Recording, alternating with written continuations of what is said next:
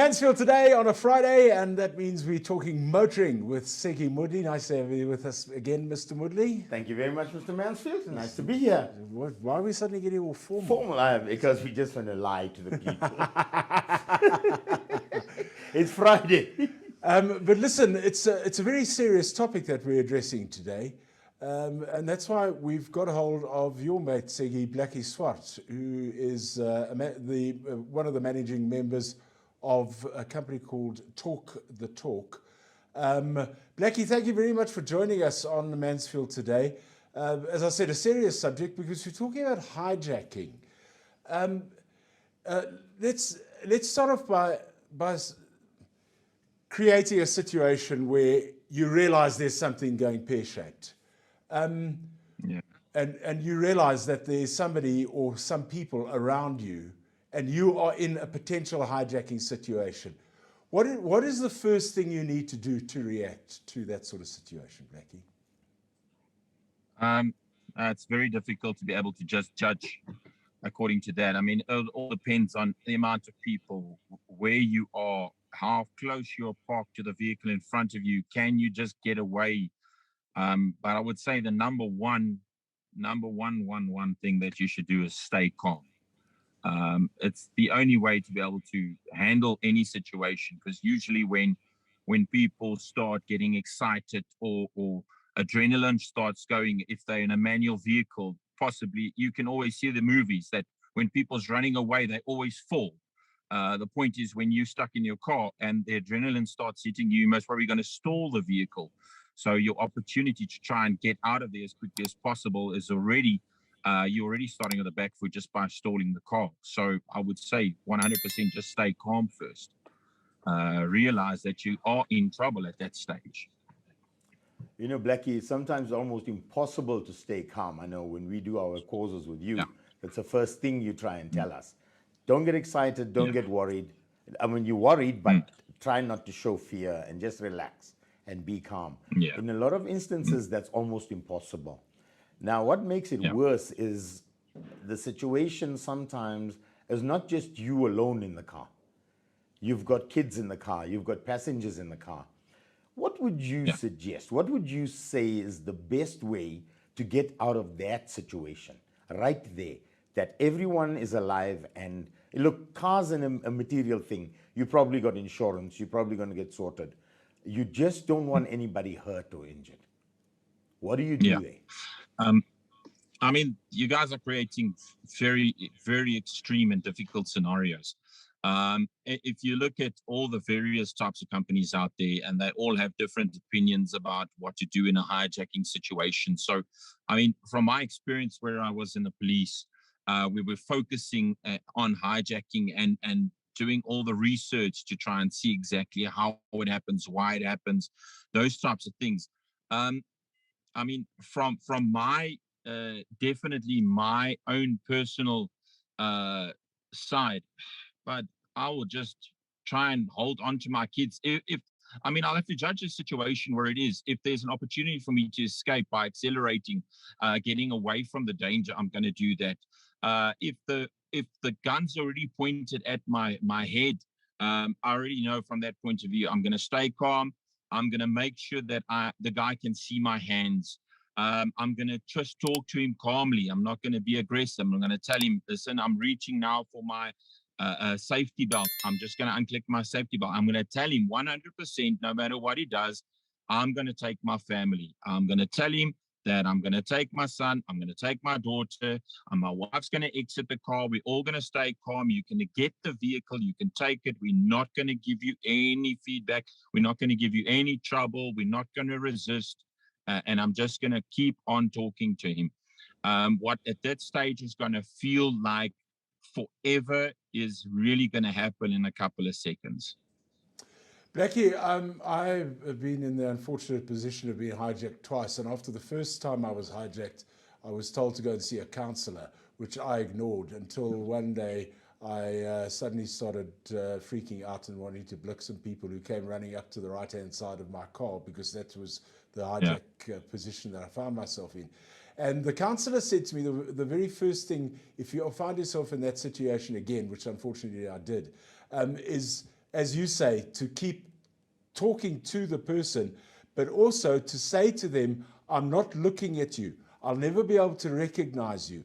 I won't be able to point you out if you are caught in a lineup or something. In a lineup or anything. I won't remember what your face looks like. All those sort of things. So what you're saying makes absolute sense there. But I want on a different tack here. How effective is an anti-hijacking device fitted to your vehicle? Oh, I mean, what type of anti-hijacking device? I mean, there's so many different options. You can find all these things that actually blows fires from the side of your car. And my point of view is, I mean, just now something goes wrong and that thing just goes off all of a sudden. So there's a lot of things that's been tested, you know, some tear gas formulas that can come out from the vehicle. My point of view is when you face with danger at that stage, you generally don't want to meet it with more danger from your side. It's already aggressive type of format of trying to get your vehicle. So I would say just try, as you say, meet it with a calm sense, communicate to the guy and try to handle the situation from that point of view. I'm looking at where my children are inside the vehicle with me. I'm going to try and tell them to stay calm as possible. And I'm not going to, I'm most probably going to, from my point of view, personally, I'm just going to climb over the front seat to the back. So the guy knows I'm just reaching for my children. I'm going to get out the back seat. He can get into the car. I'm not going to open the driver's side so he can get in and rush off with my kids. I'm going to make sure I'm going to stay in the vehicle until my children are out. But regarding anti-hijacking types of mechanisms and so on, I mean, I've heard about them. I've read a couple of them. How effective they are, I've never read anything. Blackie, okay, that's one type of anti-hijacking device. What about these devices that shut the motor vehicle off once the guy is driven off? How safe is that really if he can turn around or he can come back and find you and the family on the side of the road? I mean, is that an effective thing to have on a motor vehicle? I'm sure it's an effective equipment technology if you want to find your vehicle back. I mean, I've got a type of tracking system in my vehicle itself. It's not the type that will shut the vehicle off. It is just the type that you would be able to go and find either the vehicle or parts of it.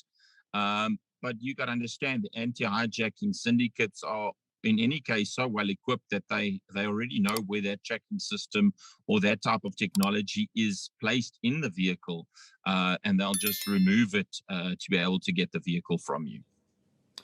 Blackie, let's try and end this on a positive note, if there is a positive note.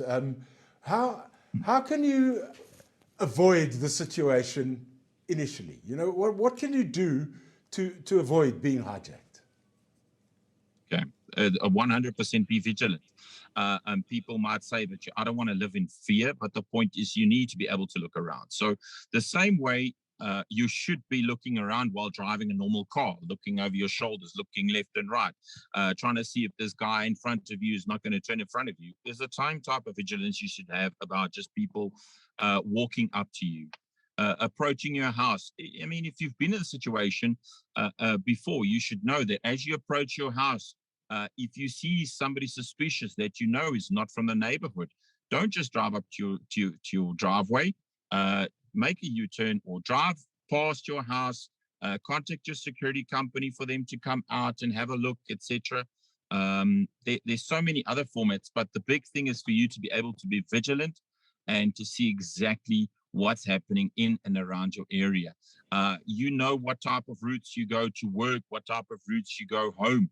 And from that point of view, if they specifically want your vehicle, they're going to start following you. They're going to start looking what type of routes that you take. So from that point of view, I always make sure that I change my routes. I don't just take the same road to work, the same road back home, and I change it up every couple of days.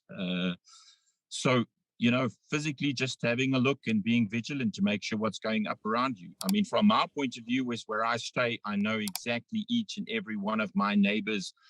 If something goes wrong, we've got a little neighborhood group on WhatsApp. We contact the neighbors and we say, you know, this person's walking up and down. Does he work for somebody here? Do you guys know of this happening? This is a suspicious looking vehicle. So we're vigilant in our entire neighborhood, not just from a hijacking point of view, but maybe from a burglary point of view. Blackie, do you guys do courses in anti-hijacking and that sort of behavior? Yeah, we used to do a lot of courses, but unfortunately with the COVID situation, of course, that has all gone down. A lot of people have just found that they don't have the money for advanced driver training or anti-hijacking and stuff like that. So, once everybody in some sort of normality comes back, I'm sure we're going to relook at the whole process, team up with a manufacturer that will be focusing a lot more on the advanced driver training as well as the anti-hijacking courses. Okay, well, when that happens, please give us a shout and let's have a chat about that and see what you've got on offer. Blackie Swart is the 100%. managing member of Talk the Talk. He joined us today on the Motoring Show. Thank you very much for Siggy for setting that up. Very My pleasure, yeah. Blackie knows it. And also the thing is that, as much as we don't like talking about subjects like this, I mean, but it's the reality. Earlier this week we were talking about sexual offences with Advocate Brogdon, Yeah. We've got to, this is the reality. This is the reality, and we've got to address it before it gets worse than it is. Seggy, thank you very much for joining us once again. Seggy Moodley, our motoring guru, right here on Mansfield Today. Thank you for joining us, and until next time, goodbye. Cheers.